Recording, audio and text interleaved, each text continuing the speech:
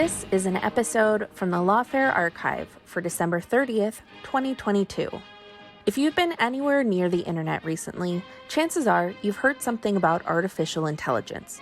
Whether it's the recent uproar over ChatGPT's ability to write news stories, or the Biden administration's recent AI bill. To put it all into context, the Lawfare team chose an episode from March 2021. In this episode, Alvaro Marañon sat down with Erik Larson to discuss the limitations of artificial intelligence, if there are any dangers associated with our current approach, and if AI's advancement to superintelligence really is inevitable.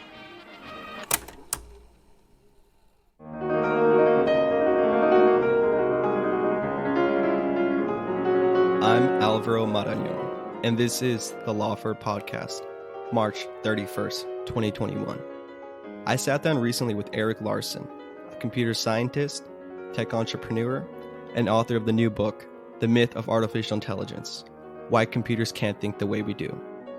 Erik and I spoke about his background and expertise with artificial intelligence, what shaped our modern perception of AI, and why the next big break in AI always appears to be 10 or 20 years away. We also discussed the current limitations of artificial intelligence, whether there are any dangers to our current approach, and if AI's advancements to superintelligence is really inevitable. It's the Lawfare podcast, March 31st, The Myth of Artificial Intelligence. So, before starting with the book, I wanted to ask a little bit about yourself and what path you took to writing this book and generally artificial intelligence. Yeah, so I started in AI actually working as a practitioner in the field just over 20 years ago. Actually, I started in 2000, which sort of dates me, I guess. And I started out working on what we call ontology development. Sort of now we call that knowledge graph development, which is sort of inherited from the old way of doing AI. So you're building taxonomic structures to represent knowledge about the world or about a particular domain.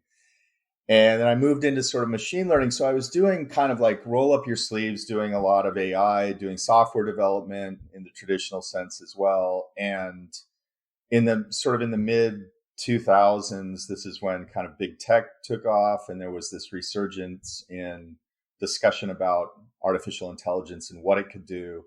And I noticed that all these guys that were actually bona fide experts in the field, not all, but there was a certain percentage of them who were making these just completely wild claims about where we were headed and implying that it was sort of around the corner to get general intelligence, and even kind of talking about machines sort of having consciousness and being having a kind of mental life at the far end of the development. And it just was a complete cognitive dissonance from anything that we were actually doing as practitioners in the field, as scientists, as computer scientists. And so I just thought, the public needs to know that this is by many of our lights, this is a very radical sort of speculative philosophical take on AI, and many of us disagree with this, and there's sort of like that message needs to get out.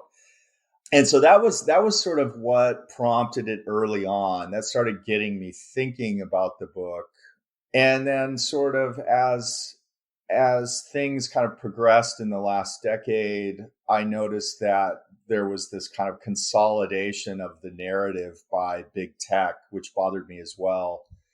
And so sort of like for the little guy, instead of saying that we're on this kind of determined path and it's all sort of being driven by these big data systems coming out of these large corporations, that actually we need innovation like we always do in society.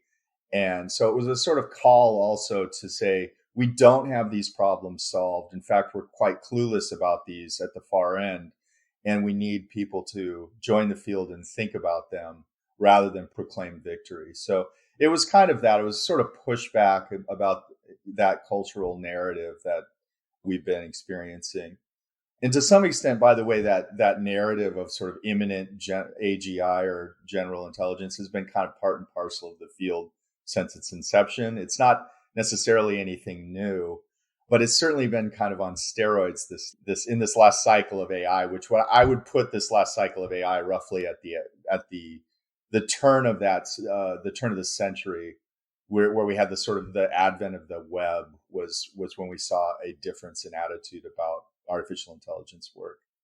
And there's a reason for that, but it's a longer discussion. No, yeah, thank you for that. And so maybe this is a little broad claim, but I think we should be a little safe from AI run podcasts for a little while, correct? Yeah. I mean, natural language in particular is a notoriously thorny problem for AI systems. So you can get kind of canned text generation and to some extent text comprehension from the systems we have, but you're not going to get James Joyce anytime soon. A Yeah. little reassuring. So with this book, who should read it and what does it seek to answer? I know you gave us a little bit of background, but will it will identify the main issues with current cultural and technological myths in AI, or go beyond that? Yeah, I do that in the book. The book, I wrote the book for non-specialists in the field, but intending to provide sufficient technical development in the areas where it was needed so that the specialists wouldn't say this is light on actual specifics or details, like sort of what is deep learning and sort of why do we have limitations we see in the current systems that we're deploying all over the place. And so I wrote it so that it would kind of address also these larger philosophical claims. And so one thing I needed to do is explain sort of why it's so beguiling for us to think that we can kind of construct meaning or sort of find meaning, as it were, in society through technology, which is obviously a very big lens kind of question. So the myth of AI is actually like we sort of are by nature, we tell stories that sort of highlight or illuminate aspects of our experience. And those stories can go back thousands of years. But in this case, we have a kind of modern myth that seems to be kind of like it's a sort of gravitron force in culture that's kind of sucking everyone towards it in spite of themselves. And so I did write, there's a significant section of the book that's just putting the AI question in context, historical context. But yeah, it's written for a general reader. It'll appeal to people who just wonder what's going on with AI, like, sort of how do we make sense of fact and fiction? And also the specialist or the scientist will find lots of discussion in there that's suitable for them as well. I hope. Yeah. No, yeah, I definitely enjoyed it. I also like the historical background, which you initially begin with philosophers and also the founder of modern AI and his infamous test. And I wanted to ask you, do you think, if we can start with the test, but also going further than that, do you think that's a proper way to frame intelligence? And if you could break down what intelligence means in this sense, like narrow applications versus general, for the listener who hasn't really followed AI and their developments.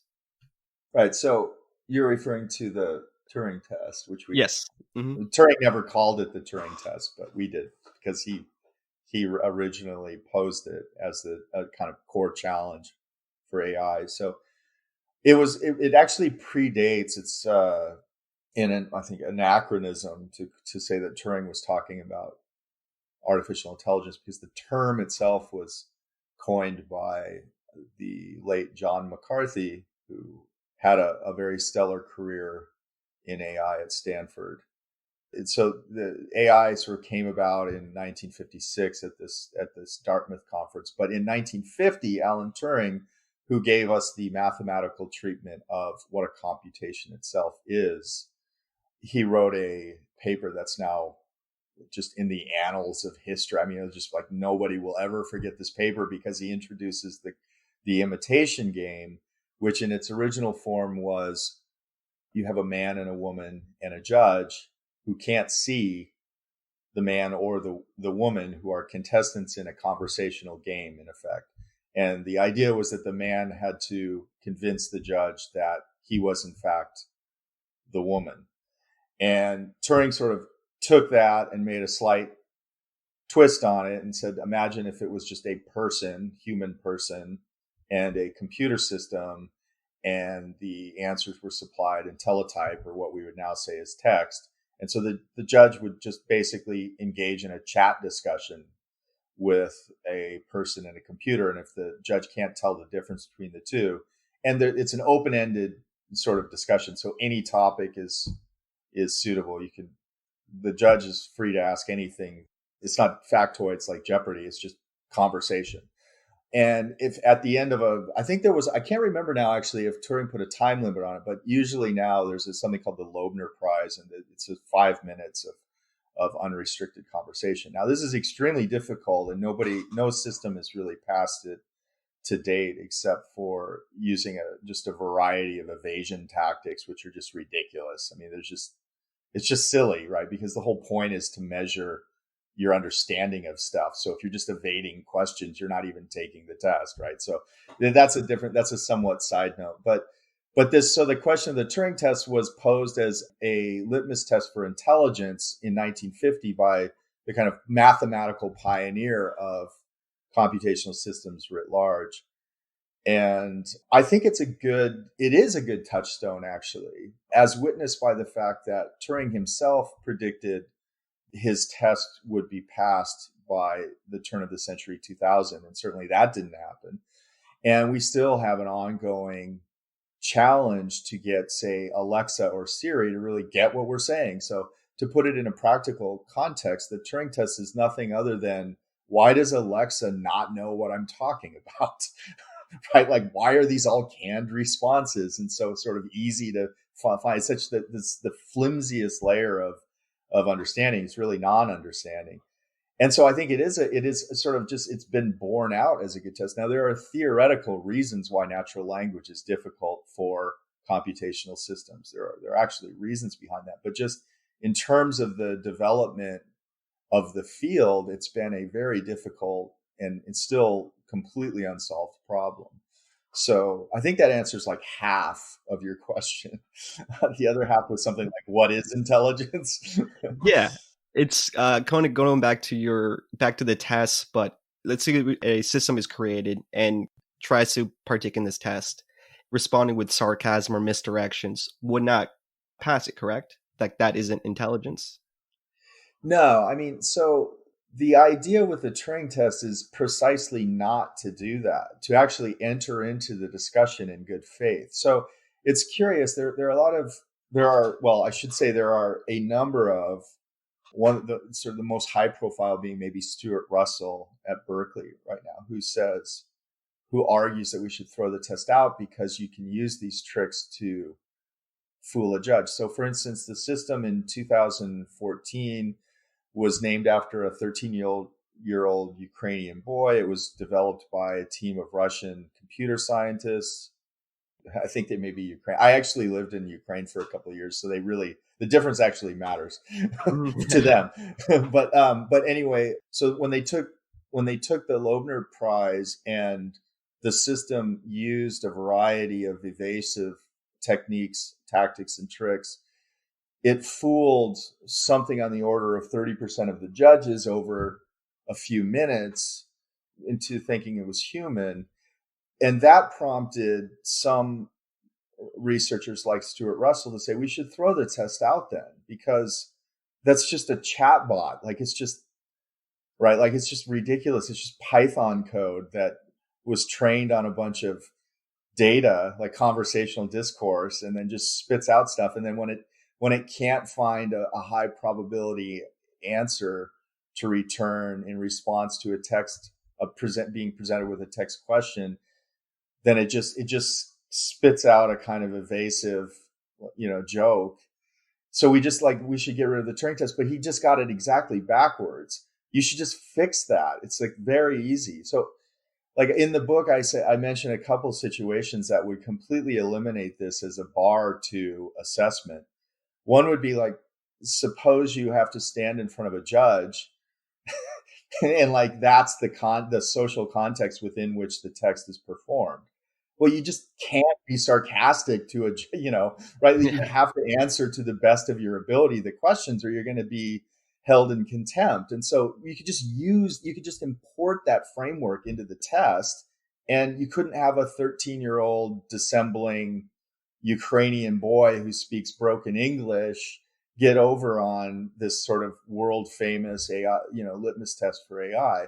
So I don't find Russell et al.'s suggestion that the test is fundamentally flawed to be particularly persuasive. I think it's easy to fix the test. What the hard part is actually to get the systems to know what you're talking about. So I think that's the angle that I want to go with that. Yeah. So we see a lot of progress or advancements in specific intelligence or narrow intelligence. So we see IBM Watson trying to beat someone at Jeopardy, or now giving fantasy proposals in fantasy sports. And this kind of sparks a question, or just the myth you discuss, of the inevitability phenomena. Eventually, humankind will just discover this issue of general intelligence. And you go in great depths to talk about this and the problems of this framing. And if you could expand upon that and its relationship with just general intelligence, or the problem of. Right. So the question of narrow AI, which is usually put as a kind of pejorative, right?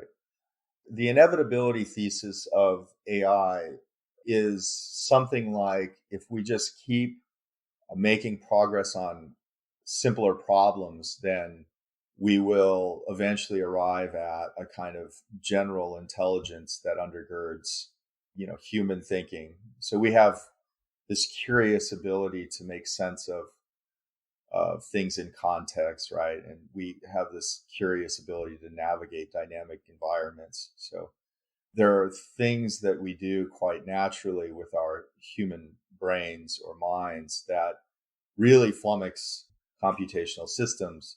But the thesis is that we're making steady progress. So all you have to do is extrapolate forward in time, and you can see that we'll eventually match these capabilities of the human mind and then surpass them. So my argument is that's actually unscientific, because what we're supposed to be doing is evaluating the evidence that we have on hand for the inevitability thesis in the first place.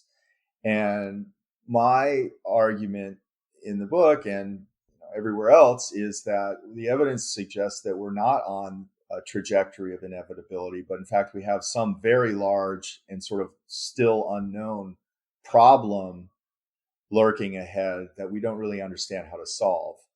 And so you might say that we're on a trajectory to continue to chisel away at narrow problems. So AI in the scope of the discipline as a subfield of computer science in the last 70 years or however long it's been, has been very good at taking teams or individual scientists, identifying problems that we can model and represent, and then finding solutions to those problems. Jeopardy, you mentioned, is a very good one. The IBM guys under Dave Ferrucci did a fantastic job of really deconstructing the game of Jeopardy and making it computationally feasible, right?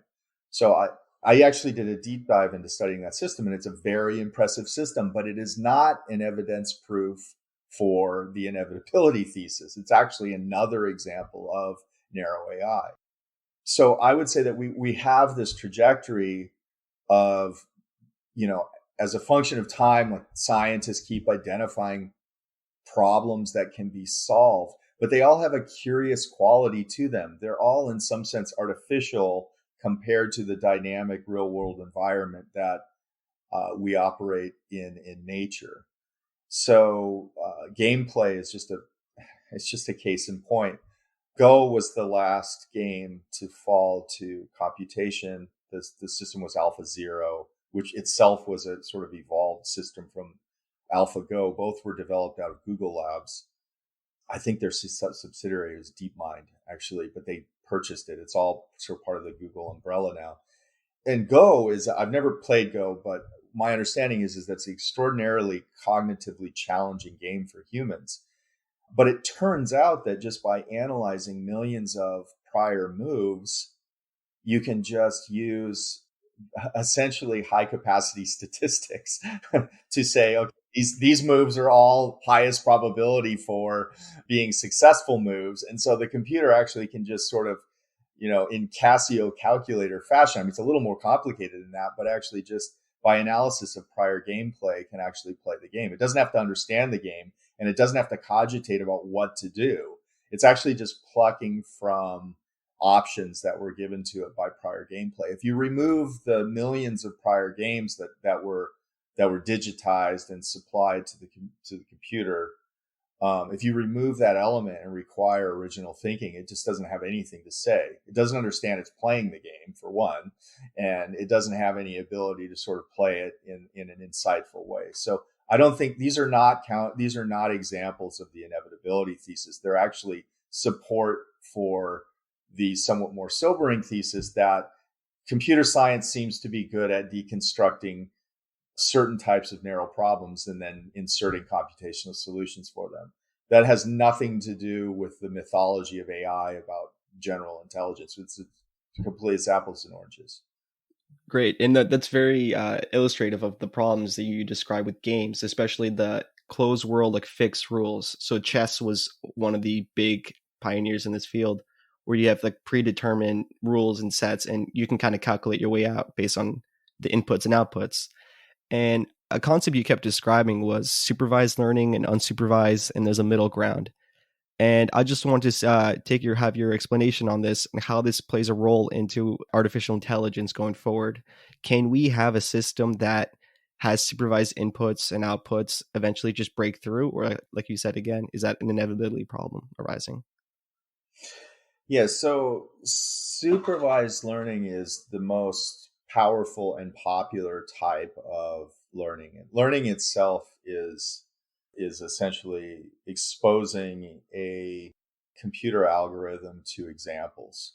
So you have positive examples of something that you want the computer to learn, and those examples are generally tagged and or otherwise indicated by the designers. And so by seeing many thousands and sometimes millions positive examples and negative examples, the computer can build what's called a model of that problem, which is basically a set of, simplified, just to put it this way, it's a sort of huge decision tree with probabilities attached to it. So it says when I'm here and I have choice A or choice B, if choice A is a higher probability, then I go to A, and so on. So that's called a model of that problem.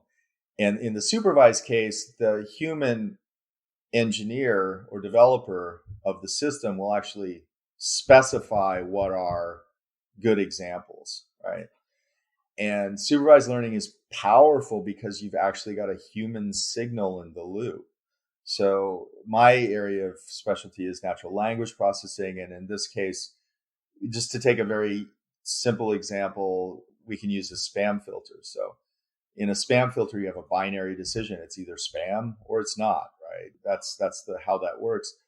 And if you, as you receive, let's say you're training a supervised model in the background, and you are actually, by the way, when you're saying, mark this as spam, you actually are training a supervised model. Reinforcement. Yeah, that's exactly how it works. So when you say that something is spam, you're actually supervising the algorithm that's running in the background. So it sees that as a positive example of spam, and anything that's not marked as spam by default is not spam, right? So it just needs to make that binary choice. So yeah, so in a spam problem, which is actually is a subset of a problem called text classification, where you put a label on an entire text or discourse. In news, you might say sports, politics, and so on, right? Like this is the article, this is the topic. You train the model by actually supplying spam or not spam. And if you went to an unsupervised case, you'd have to use something like a clustering approach or a different approach to try to group all the spam without a human supplied tag or label or signal, right? To somehow group the data such that the spam ended up in one cluster and the non-spam in another. And typically those sorts of approaches are a lot less reliable and a lot less useful. Now with supervised learning, you have to put in a lot of elbow grease, right? So the spam is actually a really nice demonstration of supervised learning in action, because you will sort of in your day-to-day world just say, okay, this is spam. I don't want, an advertisement for whatever it is, umbrellas or whatever, to put that in there. And so you're doing that sort of naturally, and you don't notice that you're actually supplying intelligence to the system and you're doing work. In other problems, it's very obvious that there's somebody sitting there. And for instance, if you're doing computational linguistics, then you have to mark all the examples of metaphor or the examples of verb phrases or auxiliary verbs or something, or whatever it is that you're doing. You've got to actually have a linguist or a linguistics student maybe sit there and read stuff and go through this laborious process. Now, the question is that kind of powerful learning, the supervised case of learning, is that promising for a kind of expanding into general intelligence? And the answer is no, because again, you have to put boundaries on the problem in order to get a good, what's called a well-defined problem, right? So if you're trying to get the computer to learn spam, then you've got to, in some sense, narrow the problem to the spam world, and everything becomes a question of spam or not spam. You can't turn it around and say, and by the way, love letters or, news from Australia. I mean, it's just like, you're always kind of defining a problem so it's specific in the engineering sense, so that the learning problem is well defined. And so in that sense, it's another example of narrow. It's a perfect example, actually, of narrow but powerful learning. And by powerful, I mean you can achieve some impressive results given that you have a well-defined problem. So, but it doesn't bear on the question of general intelligence.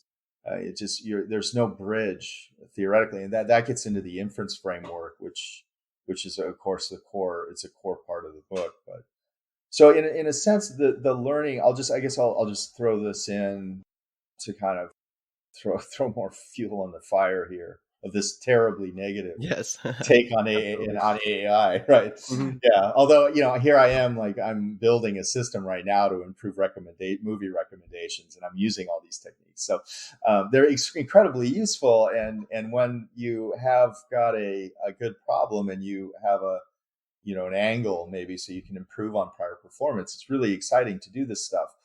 That's a separate discussion from the general intelligence inevitability question. So going back to the narrowness application, so a lot of the contemporary things we see and the progress we see is whether it's facial recognition, which is pattern recognition or identification, but also through social media. So like you previously explained, the reinforcement aspect, that's a major role in what we see through content, correct? Through social media platforms? Yeah, that's right. And facial recognition. So you, in your book, you identified one of the famous or infamous examples of a company incorrectly identifying an individual with an image of an animal. That's right. And you spoke about how they removed a certain data set of the animal and consider that sort of like a win. We addressed the issue. Could you expand upon that and see how that's kind of reflective of bigger societal myths with artificial intelligence?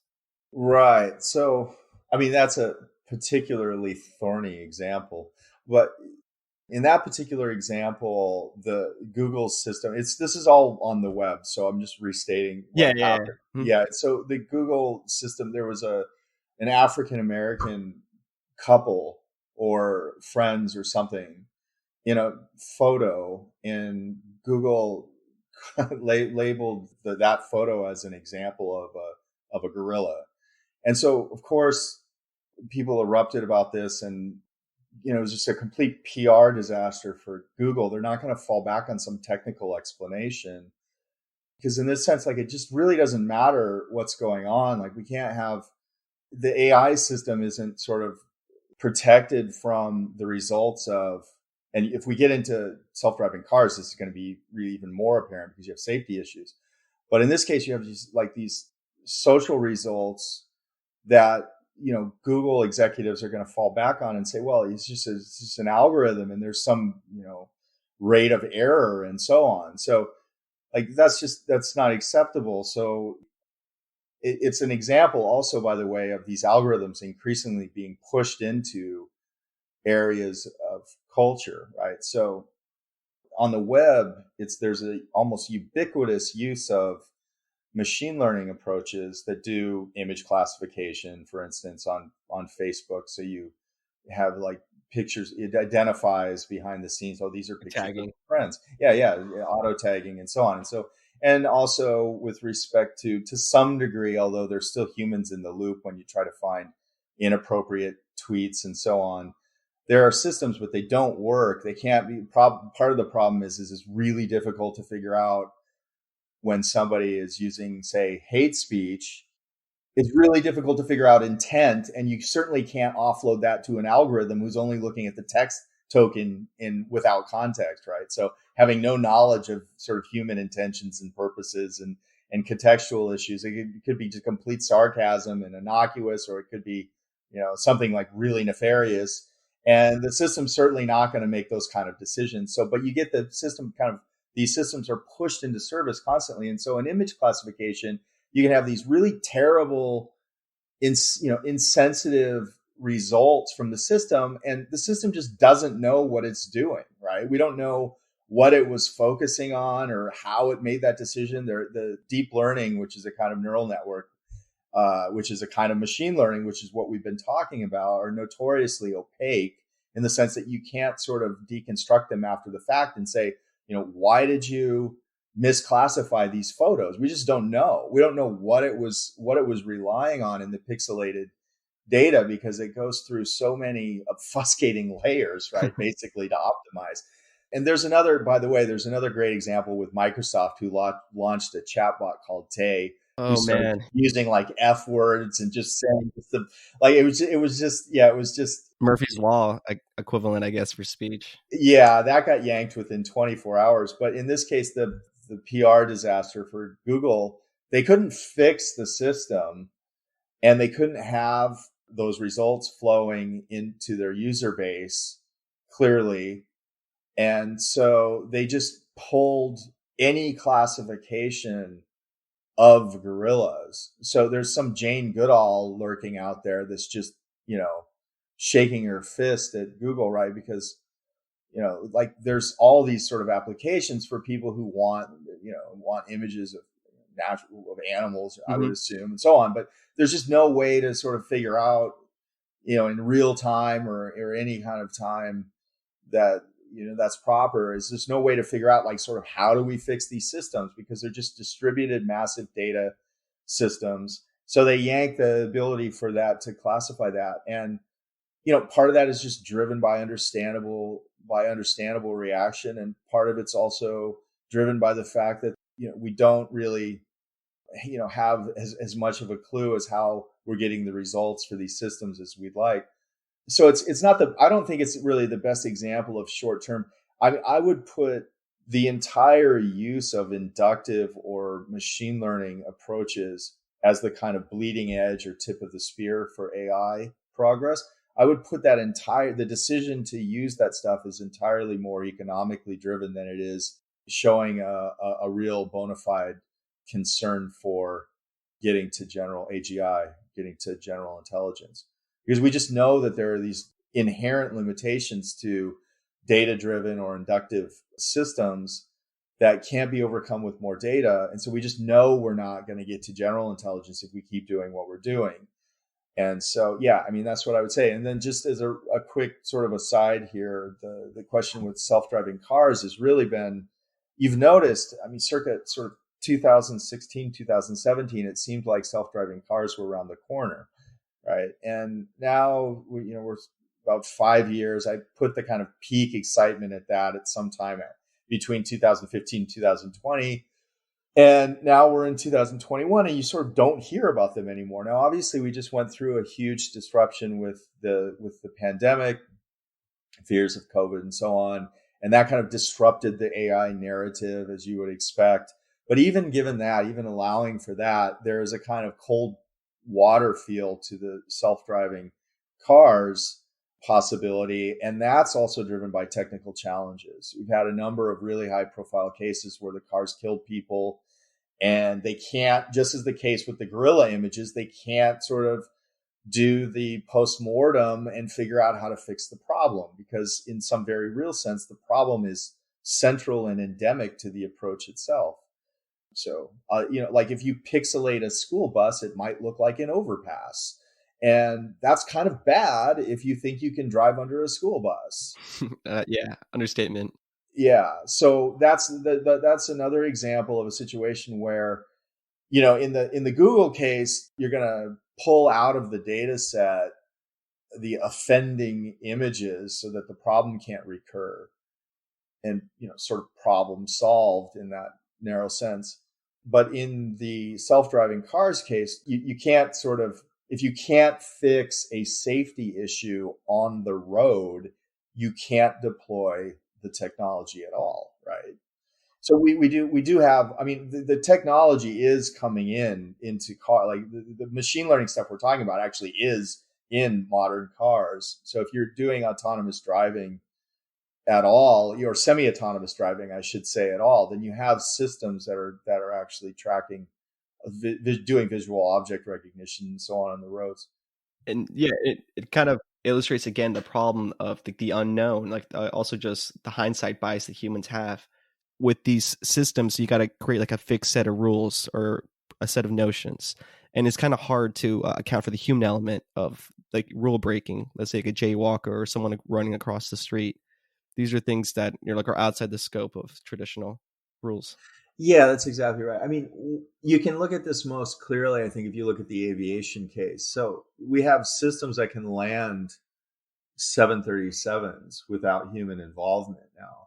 But if you look at sort of what's involved with taking a jet from cruising altitude to runway, you have you just have a geometrical descending line that's controlled by thrust and ailerons and so on. And there's nobody that's going to run out in front of the jet, right? Like it's sort of maybe a little counterintuitive, because you think of that as being an extremely difficult problem. I certainly wouldn't want to be the one trying to do it without, you have to be trained and so on. It just seems like it's way harder than driving a car, but not for an AI system, because what really defeats the AI system are those contingencies that you mentioned, right? Like the jaywalker or the ducks, walking across the road, or the, snow is notoriously difficult, or bad road conditions can be bad because, well, this pothole, what is that? Do I slam on the brakes for a minor pothole? Or just like all these decisions that happen in the course of driving, where you have a much more dynamic and changing environment in front of those sensors than you do on an aircraft. So you really do have solid AI that's able to work in the aviation case. And in the driving case, we have endless, it seems like now, to get to what's called level 5, which is fully automated navigation, with no driver in the loop, it seems like that's going to be an actually long haul problem now for AI. Like, we're not going to see that anytime soon. And you certainly wouldn't have heard that in 2016, but it's just this discovery of the difference between narrow and general intelligence, right? And this also, I guess, brings back the problem of inference that you speak in depth about. And I wonder if you could expand upon it now, just the problem of inference, deduction, induction, and abduction. Yeah. So just as a little bit of background, one of my frustrations when I was thinking about writing the book was that a lot of the air just kind of gets sucked up with this question of whether computers can be conscious, right? Like whether they can have an inner life, whether they sort of can ever Westworld type of. Yeah, like were they ever become aware of the fact that they're thinking, or right? And then there is this interesting question about whether when we're thinking, whether we can sort of do thinking without being minds. I don't mean it necessarily in the Cartesian sense of like having this, floating thing, but just having our brains put together a kind of gestalt picture that also includes in what it's like to be that gestalt picture, right? What it's like to be somebody perceiving and thinking in the world. It's unclear how much you can separate our cognizing from that, the questions of consciousness. But I didn't like this question when it comes to AI because it's such a downstream problem that it kind of distracts us from looking at things that are right in front of our face with respect to challenges in the field. So I shifted away from consciousness to what's called inference. And it's just, inference is kind of this notoriously polysemous or many meaninged word in the English language. But for the purposes of the discussion, it means if given what you already know, the stuff that you already know, and what you can see or observe, what's plausible or meaningful, or what's the next thing that you should believe, right? So inference is just always a kind of move from knowledge and observation to new knowledge, basically, or to belief, which is like, knowledge that you think is true, but may or may not be. And so we know a lot about inference, actually, because one of the first things that out of the Greek, the ancient world, one of the first questions that were fascinating to Aristotle, and really before Aristotle, was this, like, how do we know when somebody's making an argument that it's a good argument? Like, and I give an example in the book of God is love, God is blind, Ray Charles is blind, therefore Ray Charles is God, or something like that. Like, yeah, there's all these ways that we can actually seem as if we're sort of making a conclusion or drawing an inference, and in fact, we're talking nonsense. So, but we know a lot about inference, and deduction was one of the first explored types of inference, going all the way back to the syllogism, which is just two premises and a conclusion. All men are mortal. Socrates is a man, therefore Socrates is mortal, is the classic example.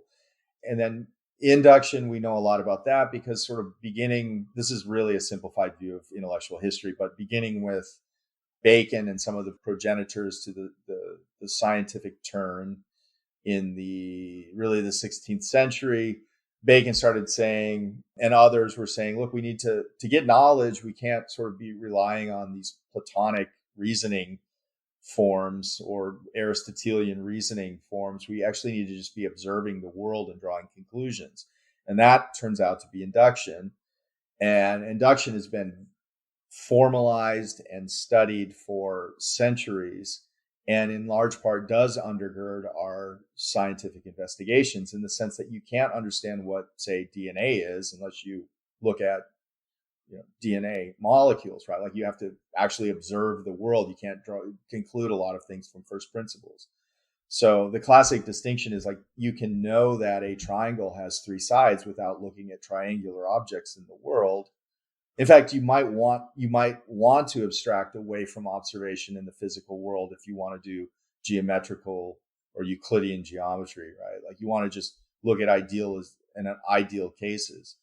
And you can know everything about a triangle without observing one in the world, right? And that's deduction. But if you want to know about how things work in the flow of time, then you've got to actually look at how things change. And that's induction. And the classic sort of paradigm case of induction is that the conclusion that all swans are white, because in England anyway, all swans are white. And of course, the great 20th century British philosopher Bertrand Russell used the swans are white induction. So I see 10,000 white swans, and I conclude that all swans are white. So there's the inductive inference from this large sample to the sum total of swans. So it becomes an actual property of swans that they have white feathers, right? That's the inductive generalization, as opposed to selecting from a very large set of swans that all have white. So you actually do make this inference. But Russell said famously that it turns out actually that he used this as an example of how induction is actually limited, because there are black swans in Australia, and you don't know by purely induction unless you go to Australia and observe them, right? So you can't, in pure induction, you have to have like perfect information or perfect observation. Yeah, you can't bring in causal information about habitat affecting color and so on, and here's two different habitats. That's not induction, that's something else. Induction, pure and simple, is just observation-based inference. So, and it turns out that machine learning is induction. That's exactly what it is, actually. It's just a picture perfect case of computational induction. And it turns out that The older AI, sort of circa before the year 2000, before the advent of the web, when we had all this data to work with, is all deduction or variants of it. And there you can look at it for programmers, any programmer listeners, if you have conditional rules, that is a species of deduction. It's a little more complicated than that because you have to actually quantify the variables to get deduction. But for purposes of this, if you write physically rules in the system, conditionals, if then conditionals, you're using some simplified variant of deduction. So you can sort of break AI up into the pre-modern era of relying on rule-based or deductive techniques into our current modern era of using primarily induction. And it turns out that neither induction or deduction, knowably, we know this visibly, is adequate for reproducing general intelligence. And so there's a third type it's not very well known outside of sort of mathematical logic, but it's called abduction.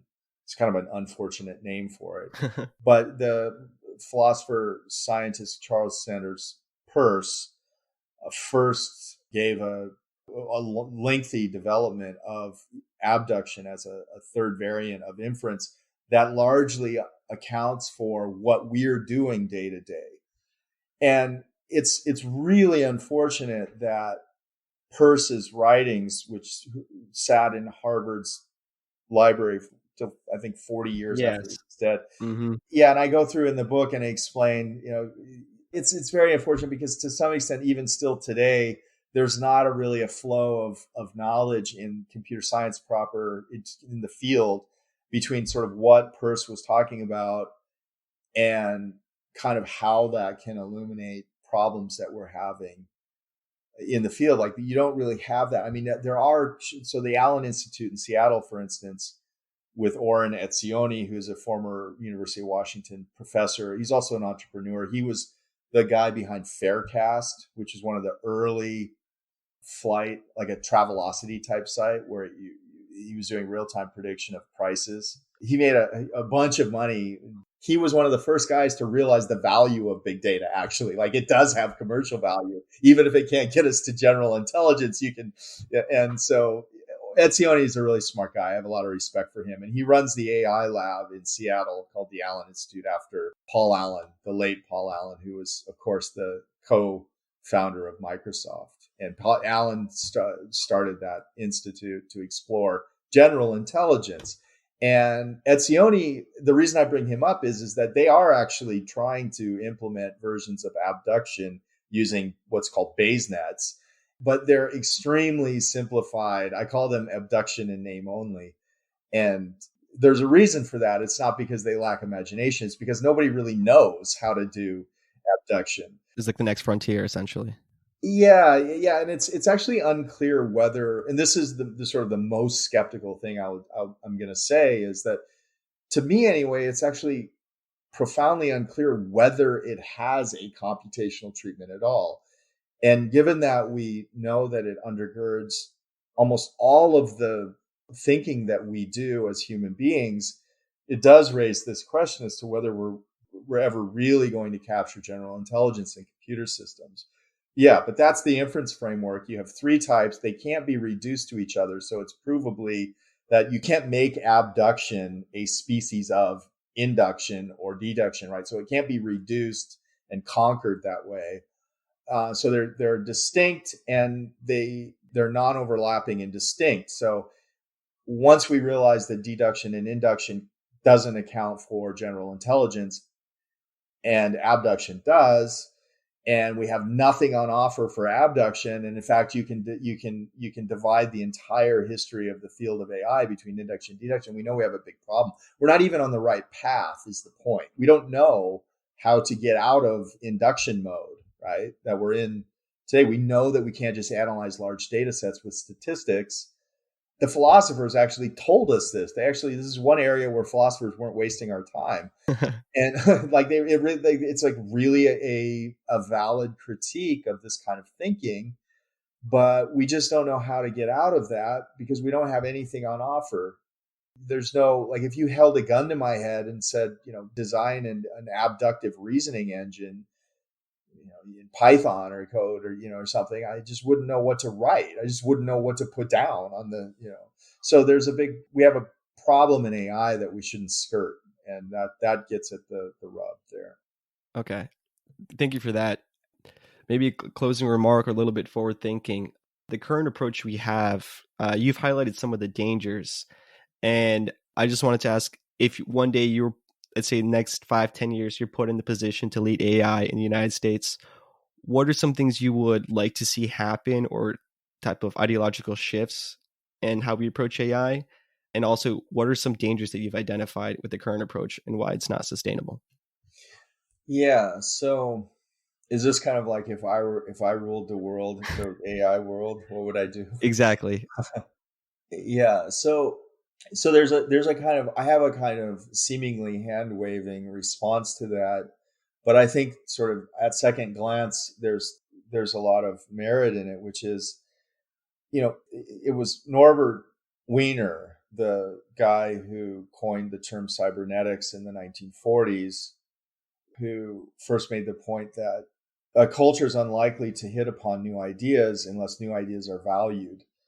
And so one of the things that we can do in the field of AI is stop chasing after shiny solutions that we, given a little more reflection, know aren't going to get us to the finish line. It's just, the field, of course, is driven. There's all the usual incentives for AI researchers to use techniques that work on commercially viable applications. And so it's certainly understandable that we're using big data when we're spending most of our lives online, and all we're doing is generate a giant text that's basically supplied as input to inductive algorithms. So it's certainly understandable that we have a short-term gain in these commercial systems from Facebook and Twitter and so on, and for movie recommendations on Netflix and for Beating Go, whatnot. yeah, right. And so, but one of the problems is that we're not actually investing, as Wiener said, even before AI was really even a thing. We're not really investing in a culture of ideas when we do this. And I think you can see a connection between what I see as a kind of shallowing out, sort of gutting out of the intellectual content of the culture. I'm very concerned about this. Some of the things that I'm thinking about now are just not even AI questions, although they're related to our fascination with technology. But to make progress in AI, the first thing you've got to do is admit what the current limitations are, and then you've got to invest in independent research. And so you need research that's not tied to short-term commercial objectives. And so we can't just have Google. Either Google has to have a kind of culture of innovation where they recognize that the dollars that they're flowing to scientists might not have immediate payouts, and they don't necessarily have to be married to commercial objectives within the company. Google has to see the wisdom of that, or the DoD through DARPA, although they're, of course, defense oriented, but there's nothing wrong with that. But my last two companies were DARPA funded, and you just always end up working on some, like it's always some defense related thing, of course, like what you're doing, even with DARPA. But DARPA, to their credit, will invest in big picture ideas, but we need more of that. So maybe that seems like a weaselly answer, like you don't have the blueprint. The point is that we need the smartest people working on problems that are not restrained or constricted to short-term commercial gain. So that would be my big picture answer. And in general, we need the culture, I think, to realize that we're stagnating, in my view. And not only do I think AI has hit a flat point in its trajectory of progress, and we need new ideas in AI, but I think that our marriage to AI systems, for convenience and otherwise, has kind of by degrees pulled us away from this idea that it's incumbent upon every generation to do original thinking. So that's part of the fix of the AI. As to how we get sort of to general intelligence, I really don't have an idea. The best that we can do now is build hybrid systems that incorporate deductive and inductive approaches in novel ways. And you get the intelligence kind of as a overarching, an effect from the operation of the whole system. And so actually Watson was an example of a really, really smart hybrid system, that didn't use just one approach, but combined them to solve a difficult problem in a novel way. And so we need people to realize that just because you have a hammer, if you have a hammer, everything looks like a nail. I think that's kind of deep learning or machine learning right now. And it turns out that, that actually a lot of these problems aren't nails, right? And so hybrid systems is one way to be more flexible in our thinking about design and development of AI. And also just like we need to kind of, I think, this is my personal kind of, hobby horse here, but I think we need to sort of reinvest in a culture of ideas. And that will help prevent AI from flatlining or going into one of its notorious winners, which I think we're right on the cusp of right now, actually. This is like illustrative. You need to incentivize more Einsteins and more theoretical work than something measurable or like an end product, correct? Yeah, that's right. I mean, if you look at the periods of profound change and progress in, at least in the Western world where we're more familiar, you see that the culture itself had an appreciation for the pursuit of, I mean, this sounds corny, but it's just, I don't know how else to put this. Like, it was just like the pursuit of big ideas, right? Mm-hmm. The embracing of big ideas. And so when Einstein, for instance, at the turn of the century was thinking about black body radiation, there were these really interesting unsolved problems in physics. And the brightest minds were getting together with chalk, on the chalkboard. And it was in that kind of milieu that Einstein had his insight into special relativity. And, I can't help but to wonder if you had a 16-year-old kid from Germany, hanging out on Facebook today, whether we even have a culture that would encourage this kind of just radical reconceptualization of these frameworks, right? We seem to be working out in the kind of almost mechanistic fashion the consequences of existing theory and existing ideas. And if you look at intellectual history, every time we've done that, we've ended up in war, conflict. I mean, in the 20th century, we were in war within 40 years of relativity. Relativity was 1905. So, that can happen. We ended up in World War I in 1917. So maybe war isn't the best example. How about stagnation? A multitude of issues, or problems. A multitude of problems in culture, because it's like sort of every generation has to kind of learn what we already think we know, and then try to sort of push that in novel and unique directions. And one of the sort of tragedies of really well-functioning short-term technology is I think it creates this kind of world of mirrors, the situation where it seems as if every problem is on the verge of being solved, and everybody's already figured out how to think and what to do. And that kind of conformity is bad. We certainly didn't see that in the Renaissance, where we had an explosion of not only a return to looking at the great literature and art and so on in the Greek and the classical times, but we also had an explosion of new ideas that led us out of the Dark Ages, right? And so it's in this time where you have this like unbounded possibility that we get the best out of ourselves. And culture just doesn't do that on its own. If you leave it to kind of work, itself out in a trajectory, and especially when we have a huge technology base, right? So there's just a ton of distractions and reasons not to do original thinking. And you can be forgiven for saying, well, how are you supposed to take on Google? And I mean, right? Like there's this sense in which, like, if you're growing up today and you're thinking, I'm going to make the next search engine, you can be sort of forgiven for saying that's a solved problem, but it's not actually. It's not a solved problem. That's not the end of the road with even search, which is just one piece of the bigger innovative puzzle. So yeah, I think like in the field of AI, we need more of that kind of recognition of limitations and the need for original thinking. And in culture in general, we need to get a little distance from our technology.